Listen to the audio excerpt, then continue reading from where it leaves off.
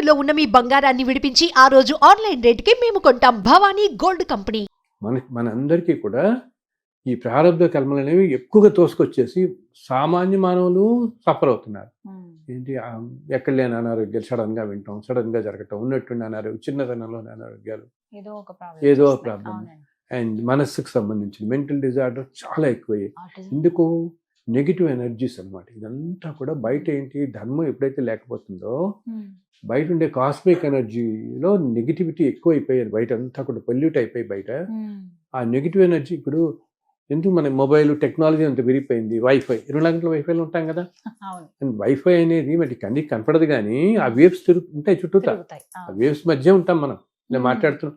ఇప్పుడు ఈ మనం ఇలా మాట్లాడుతుంటే మాటలు వింటున్నాము. ఇది కూడా ఒక వేవ్ ప్యాటర్న్. ఇంకొంచెం దూరం వెళ్ళాం అనుకో, స్పీకర్ పెడతాం వినపడడానికి. ఇంకా ఇప్పుడు మొబైల్స్ లో చూస్తున్నాం మనం. ఎక్కడో ఇప్పుడు యుఎస్ లో ఉన్నది ఈ క్షణంలో మనం వింటున్నాం, చూస్తున్నాం. ఎలా ఇదంతా ట్రాన్స్మిషన్ లా చదువుతుంది, వేవ్సే అంతే కదా. వేవ్స్ అని ఇప్పుడు మనం మొబైల్ గబుక్కుని ఇలా కాల్ అవగానే రింగ్ అవుతుంది. రింగ్ అవగానే ఏంటనమాట, ఈ వేవ్ ప్యాటర్న్ ని పిక్ చేసుకుని మళ్ళీ మనం వింటున్నాం. అమెరికాలో ఈ క్షణంలో మాట్లాడుతున్న మనిషి వాయిస్ మనం అదే వాయిస్ అలా వింటున్నాం కదా.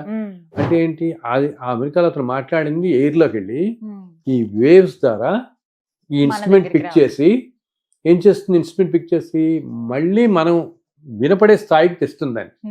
ఆ స్థాయిలో ఉంటే ఇప్పుడు ఈ క్షణంలో అన్ని వినపడితే మన పని అయిపోతుంది. ఆ వేవ్స్ మనం వినలేం కదా. ఇప్పుడు కొన్ని కోట్ల సెల్ ఫోన్ వాయిస్ వెళ్తుంటాయి. సిగ్నల్, ఆ సిగ్నల్ పవర్ అంత ఫ్రీక్వెన్సీస్ లో. సో ఆ ఫ్రీక్వెన్సీస్ మనకి ఆడిబుల్ కాదు కాబట్టి తగ్గించేసి దాన్ని మనం వినే స్థాయికి మళ్ళీ ఇన్స్ట్రుమెంట్ టెక్నాలజీ కనిపెట్టారు కదా, వెంటనే నీకు అది వినిపిస్తుంది. అంటే ఏంటనమాట, ఏ క్షణంలో అయినా ప్రతి మనుషులందరూ ఈరోజు ప్రపంచంలో ఈ అన్ని వేవ్స్ మధ్య బతుకుతున్నాం. ఇది ఒక 50 ఏళ్ల క్రితం వేవ్స్ ఉన్నాయా? ఫోన్లు ఎక్కడ? వీటి వల్ల ఈ వేవ్స్ వల్లనే మైండ్ మీద పనిచేస్తుంది, హ్యూమన్ సిస్టమ్ మీద అన్నమాట పనిచేసి ఇన్ని అనారోగ్యాలు, ఇన్ని రావటం. అందుకని ఇంత ఇది రావటం. అందుకని మేమందరికీ చెప్తుంటాం, మన వాళ్ళు చెప్తున్నారు ఏమిటి, నైట్ అప్పుడు మీరు వైఫై ఆపేసేయండి. లేకపోతే మొత్తం వైఫై ఉంటుంది కదా, ఇసాల్ వేవ్సే కదా ఇవన్నీ కూడా. సో ఇది టెక్నాలజీ అనుకో, కాలంతో పాటు ఇలా జరుగుతుంటాయి. నేను చెప్పేది ఏంటి, ఈ టైం ప్రస్తుతం కొంచెం వచ్చే 2 సంవత్సరాలు కూడా మనం పీక్ వెళ్ళబోతాం ఈ సైకిల్లో. 25, 26 కూడా ఏంటి, ఎన్నో చోట్ల భూకంపాలు రావటము, అసలు ఊహించినంతగా అన్నమాట.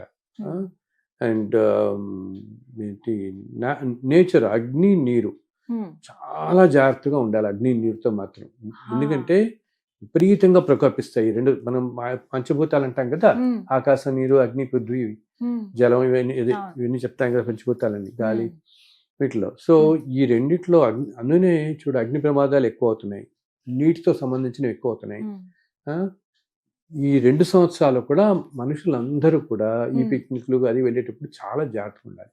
సాయంత్రం అయిన తర్వాత వాటర్ జోలికి వెళ్ళకపోవడం, సముద్రాల దగ్గర ఎక్కువ గడుపుతూ ఉంటారు, వెళ్ళొద్దంటారు. అస్సలు మంచిది కాదు. వచ్చే పీరియడ్ లో మాత్రం ఎన్నో వాటికి ఇటువంటి దుర్ఘటనలు తక్కువ అవడం కోసం నేను అందరికీ చెప్పేది ఏంటంటే, ధర్మంగా ఉండండి, మీరు తోటి వారికి సహాయం చేయండి. ఒకవేళ మీకు కొంచెం ఏదైనా భగవంతుడు నమ్మకం, పూజ అది ఉన్నప్పుడు రోజు పొద్దున ఒక్క నమస్కారం, ప్రపంచం అంతా చల్లగా ఉండాలని ఒక్క నమస్కారం పెట్టండి. ఇదే ఒక పెద్ద పరిహారం.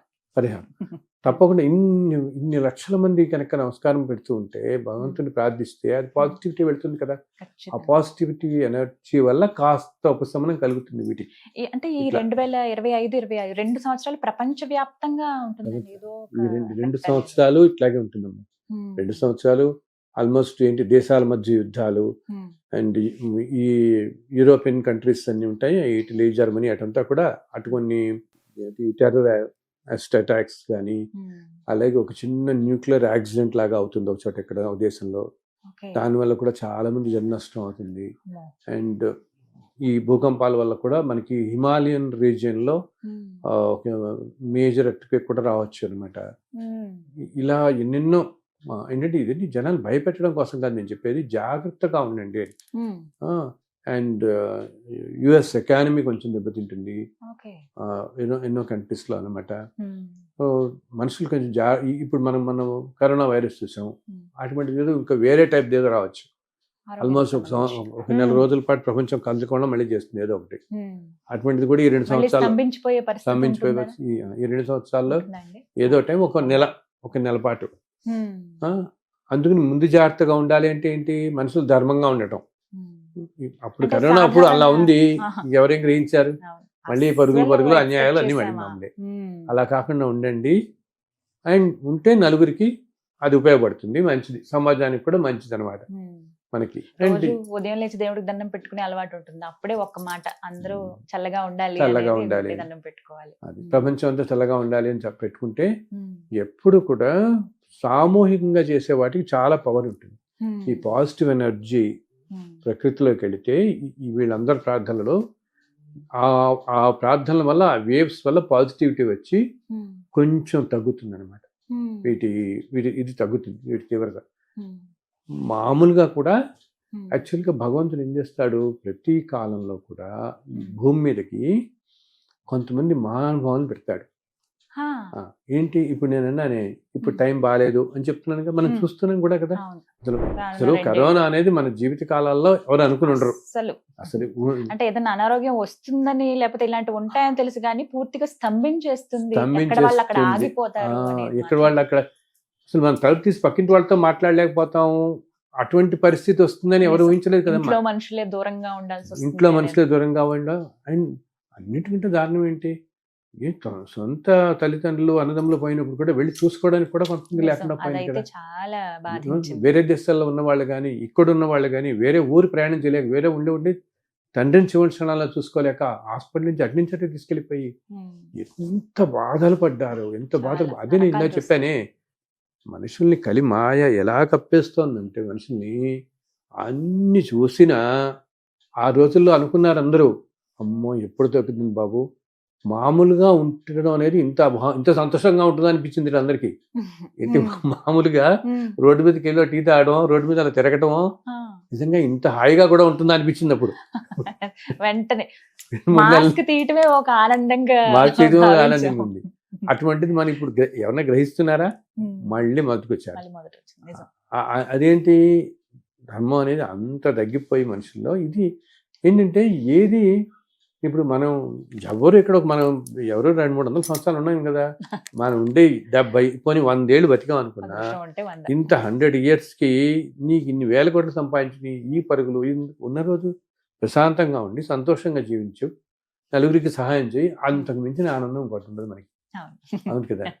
అది దానికి ఆయన పట్టుకోవాలి. ఆయన భగవంతుని ఆశ్రయిస్తే నీకు ఆయన అత్యంత కరుణామయుడు అనమాట. మన అన్ని స్తోత్రాలు అదే అంటాను, ఆయన నువ్వే కరుణామయుడివి, నువ్వే దయామూర్తివి అని ఉంటామే. ఆయన పట్టుకుంటే మనకి ఆయన ఆ శక్తి ఇస్తాడు, ఆలోచన ఇస్తాడు. అసలు ఎప్పుడు ఏమవుతుంది, ఏదన్నా ఆలోచనలు అనేవి ఎలా వస్తాయి, మన పూర్వజన్మ కర్మలు బట్టే మన ఆలోచన వస్తుంది. అవునా, ఒక చెడు పని చేసేవాడికి ఇది ఎందుకు చేద్దామని వస్తుంది వాడికి ఆలోచన. ఇప్పుడు ఒకే కుటుంబంలో పుట్టిన నలుగురు 4 రకాలుగా ఎందుకు పుట్టినారు, వాడు మర్డర్లు చేస్తుంటే వాడు చక్కగా చదువుకుని పైకి వస్తున్నాడు. ఎందుకు వస్తున్నాడు, వీడు పూర్వజన్మల్లో ఏదో చేసుకున్న వాటికి వాడి మైండ్ అటే పోతుంది, ఆలోచనలు అలా పోతాయి అన్నమాట. సో ఆలోచనలు కూడా పూర్వజన్మ ప్రభావంతో మన ఆలోచన వస్తుంది, మన మంచి ఆలోచన చెడు ఆలోచన. కానీ భగవంతుడు నీకు విచక్షణ ఇచ్చాడు కదా, నీకు తెలుసు ఇది మంచిది ఇది చెడ్డది. ఈ రెండు అన్ని జీవరాశుల్లో 84 లక్షల జీవరాశుల్లో మనిషికి ఒక్కడికి ఈ విచక్షణ ఉంది, ఇది చెడు ఇది మంచిది.